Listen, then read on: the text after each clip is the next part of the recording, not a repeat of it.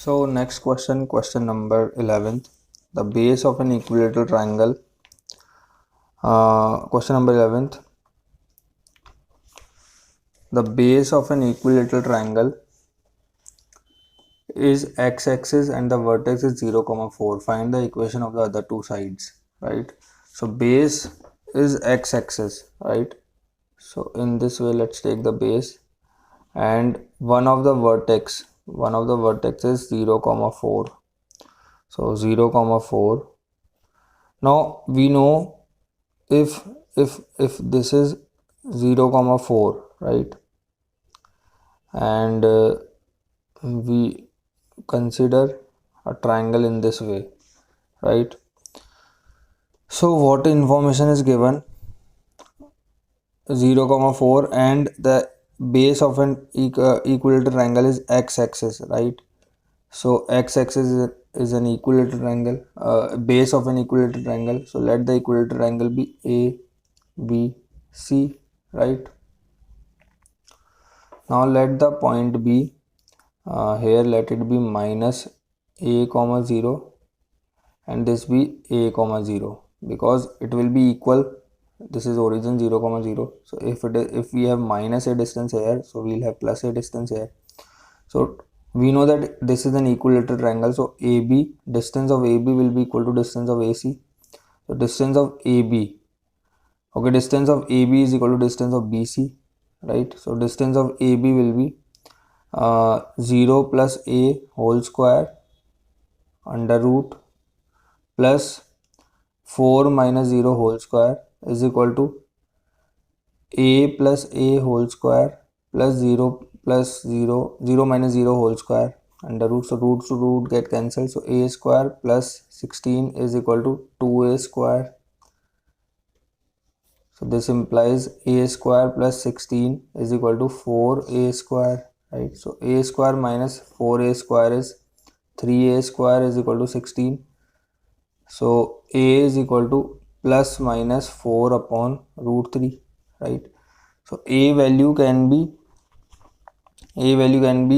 so here we'll have a is equal to 4 upon root 3 and here we'll have a is equal to minus 4 upon root 3, or we can say this is 4 root 3 upon 3, right? 16, correct. So now we have the coordinates of the triangle 0, 4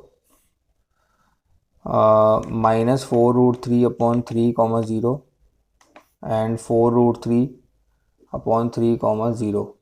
So now you can easily find out the equation of these lines using that slope form.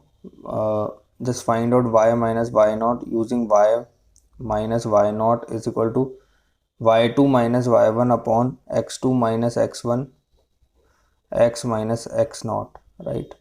So just find out the equation of AB, find out the equation of BC, find out the equation of AC, right? This is similar to question number, let me tell you which question is this. This is similar to question number 6th. So question number 6th, as the way we did question number 6, similarly we'll do this question also, right? Question number 11th. Using this equation, find out the equation of AB, find out the equation of BC and find out the equation of AC. Next, question number 12th. Find the equation of a line which makes intercepts minus 3 and 2 on the x and y axis. So A is equal to minus 3, B is equal to 2. So we know that the equation of line is x upon A plus y upon B is equal to 1. So just put the values. X upon minus 3 plus y upon 2 is equal to 1. Now take LCM and simplify this. You will get the equation.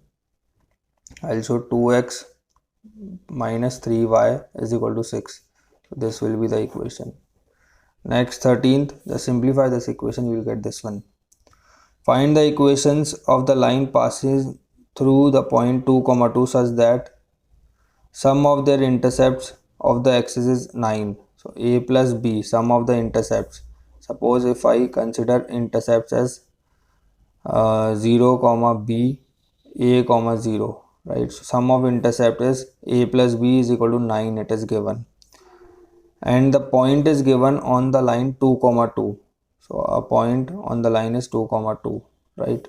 So we know that equation of this line will be x upon a plus y upon b is equal to 1. So x value is 2, y value is also 2. 2 plus 2 upon a plus 2 upon b is equal to 1. So this implies 2a plus 2b is equal to ab, right? Taking 2 common, a plus b is equal to ab. So this implies a plus b is 9. 2 bracket 9 is equal to, now if I find out a value, that will be equal to 9 minus b, right? So 9 minus b bracket b, right? So this implies 18 is equal to 9b minus b square, or we can say b square minus 9b plus 18 is equal to 0. So b square minus 9b plus 18 is equal to 0. So we can say b square minus 6b minus 3b plus 18 is equal to 0.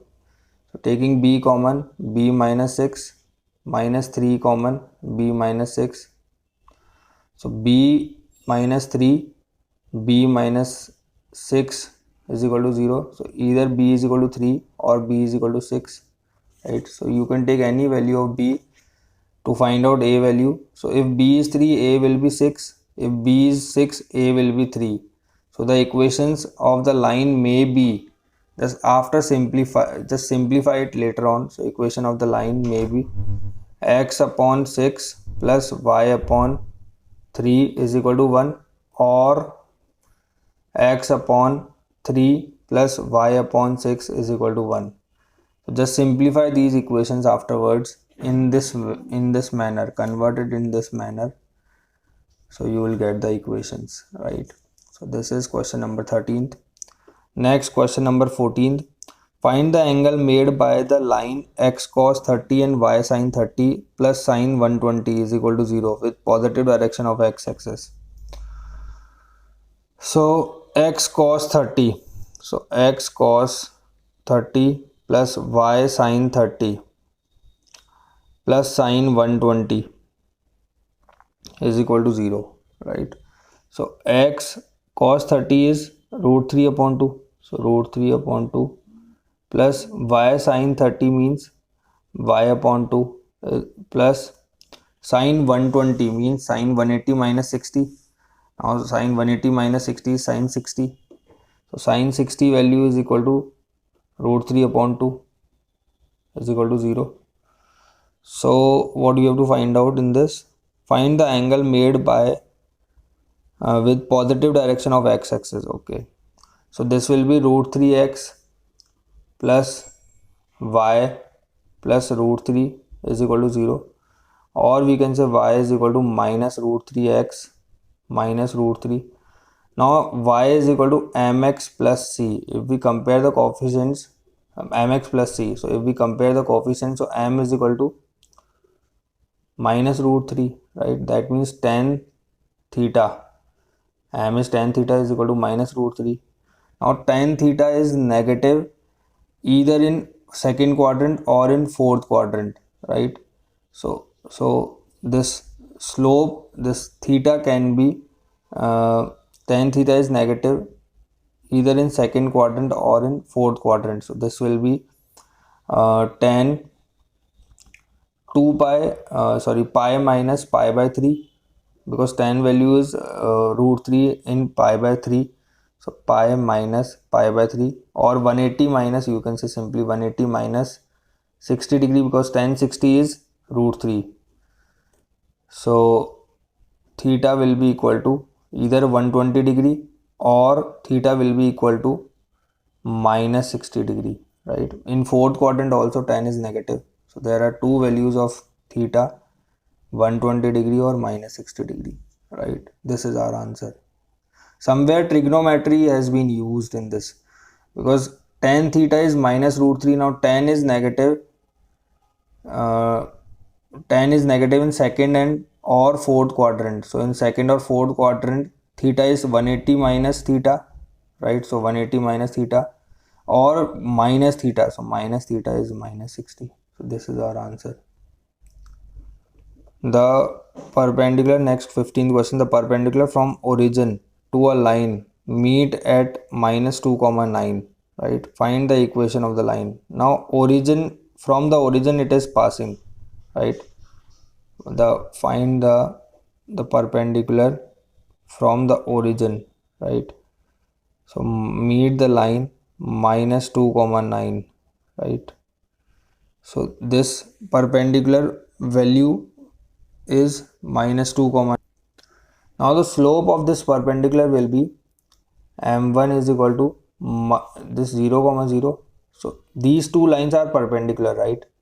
So slope of this perpendicular will be 9 minus 0 upon -2 minus 0, so which is 9 upon -9 upon 2, right?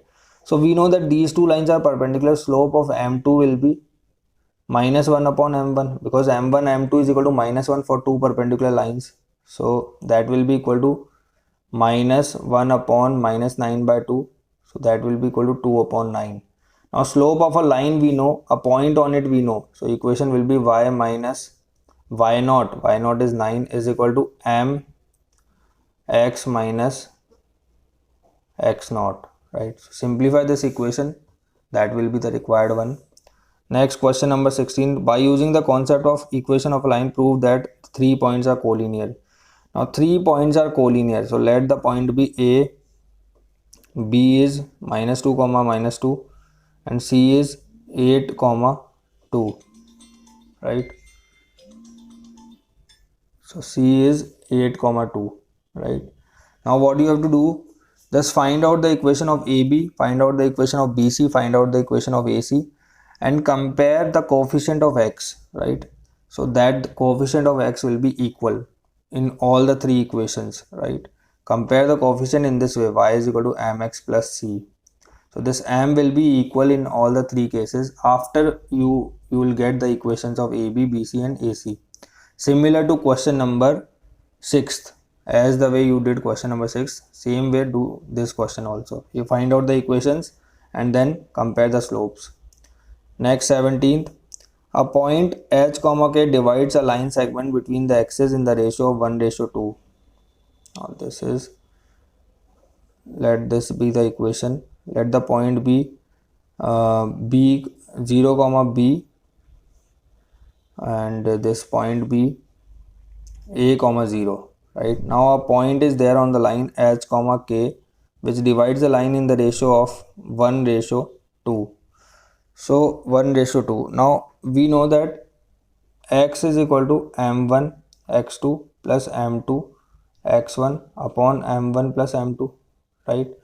So x value is h here, m1 is 1, x2 is 0, x2 is a, sorry, plus m2 is 2, x1 is 0 upon, so the ratio is 1:2, right? So m1 x2, m2 x1 is 0 upon m1 plus m2 1 plus 2. So this implies h is equal to a upon 3, right? Because 2 multiplied 0. Just hold on. m1 x2, correct, 1 multiplied by a, plus m2 2 multiplied by x1 is 0, correct. Similarly, k will be equal to m1 y2, so m1 value is 1, y2 is 0, plus m2 value is 2, y1 is b, divided by 1 plus 2, so k is equal to 2b upon 3. So from here now we know that h is equal to a upon 3, so a value will be equal to 3h. Similarly, b is equal to 3k upon 2, 3k upon 2. Now we know in slope intercept form x upon a plus y upon b is equal to 1. Simply put the values. So x upon a is, okay, x upon a is 3h, plus y upon b, y upon 3k upon 2 is equal to 1.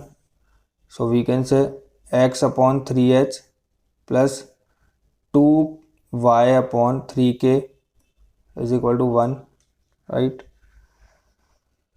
So let's take LCM. This will be 3kh.